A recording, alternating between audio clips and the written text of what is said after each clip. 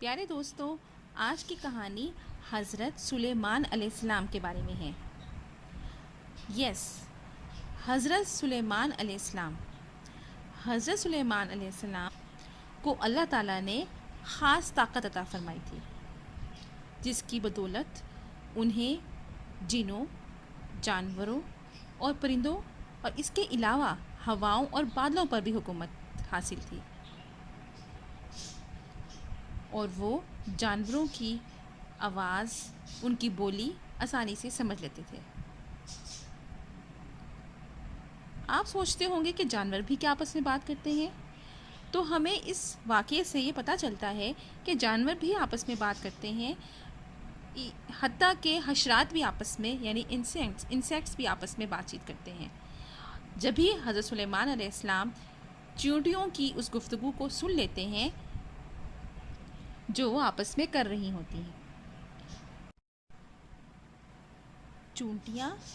Multi generational family units بنا کے، جسے ہم کالونیز کہتے ہیں، رہتی ہیں، اور ایک کالونی میں ایک یا ایک سے زیادہ ملکہ چونٹیاں ہوتی ہیں، جسے ہم کہہ سکتے ہیں مدر چونٹی،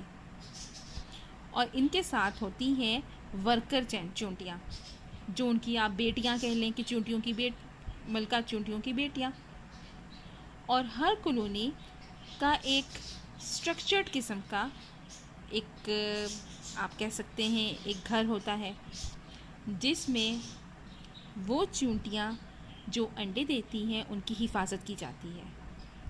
اور جو چھوٹی چھوٹی چونٹیاں ہوتی ہیں جن کو آپ کہہ سکتے ہیں بیبی چونٹیاں، ان کی حفاظت کی جاتی ہے، اور جو ورکرز ہوتے ہیں وہ باہر سے کھانا پینا اور ان طرح کی چیزوں کا انتظام کرتی ہیں۔ تو آپ سوچ رہے ہوں گے کہ ان کا لیونگ سٹائل کتنا زیادہ انسانوں سے ملتا جلتا ہے۔ جس طرح سے ہماری امیاں گھروں میں رہتی ہیں، ہماری دیکھ بھال کرتی ہیں، بابا باہر جاتے ہیں اور باہر کھانے پینے کا انتظام کرتے ہیں۔ تو آئیے ہم اس دلچسپ واقعے کو شروع کرتے ہیں۔ ہوتا یہ ہے، جانوروں، پرندوں اور جنوں کے ساتھ ہمارے پیارے رسول حضرت سلیمان علیہ السلام ایک صف میں جا رہے ہوتے ہیں۔ کہیں پہ یہ تذکرہ بھی ملتا ہے کہ حضرت سلیمان علیہ السلام بادلوں میں سفر کر رہے تھے، تو انہیں چونٹیوں کی آواز آتی ہے کہ ایک چونٹی، ہو سکتا ہے کہ قریب ہی میں چونٹیوں کا بھی بسیرا ہوگا، کہ جس وادی کے اوپر سے وہ گزر رہے ہوتے ہیں وہاں سے چونٹی کی آواز آتی ہے، او چونٹیوں بھاگو بھاگو، گھروں میں گھس جاؤ، سلیمان علیہ السلام آ رہے ہیں اپنے قافلے کے ساتھ، کہیں ایسا نہ ہو کہ وہ ہمیں کچل دیں۔ حضرت سلیمان علیہ السلام کو چونٹی کی یہ آواز آتی ہے تو وہ مسکرا دیتے ہیں اور اپنے رب کا بے انتہا شکر ادا کرتے ہیں کہ اللہ تعالیٰ نے انہیں اس قابل بنایا کہ وہ ان کی بولی سمجھ سکتے ہیں، اور وہ اللہ تعالیٰ سے دعا گو ہوتے ہیں کہ ان کو فرما برداروں میں ہی شامل رکھنا۔ قرآن مجید میں اس دعا کا بھی ذکر ہے اور اس واقعے کا بھی ذکر ہے،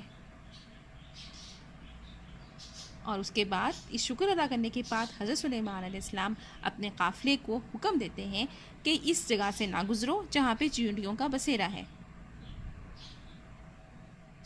اور چونٹیاں اپنے معمولات زندگی میں پھر مصروف ہو جاتی ہیں، اور حضرت سلیمان علیہ السلام وہاں سے واپس ہو لیتے ہیں۔ تو پیارے دوستوں، آپ کو اس کہانی سے کیا سبق ملا؟ ہمیں یہ سبق ملتا ہے کہ ہمیں اپنی ہر نعمتوں کا جو اللہ تعالیٰ نے ہمیں دی ہیں اس کا شکر گزار ہونا چاہیے، جس طرح سے حضرت سلیمان علیہ السلام فوراً اس بات کا اندازہ لگاتے ہیں اور اپنی اس نعمت کا شکر ادا کرتے ہیں جو اللہ تعالیٰ نے ان کو دی ہے، جس کے ذریعے وہ جانوروں کی بات سمجھ سکتے تھے۔ اور دوسری ہمیں ایک جو اس کہانی سے ہمیں دوسرا جو سبق ملتا ہے وہ یہ ملتا ہے کہ کوئی بھی چیز حقیر نہیں ہوتی ہے، چونٹی ایک ویسے دیکھنے میں تو ایک معمولی سا ایک جانور ہے، لیکن حضرت سلیمان علیہ السلام نے اس کا خیال کیا، اور اتنی بڑی طاقت کے ہوتے ہوئے بھی انہوں نے ان کی بات کو نظر انداز نہیں کیا، اور بڑی رحمت کے ساتھ پیش آئے اور وہاں سے قافلہ موڑ لیا۔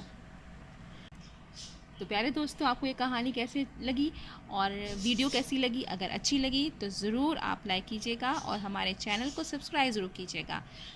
ملتے ہیں اگلی کہانی تک کے لیے، تب تک کے لیے اللہ حافظ۔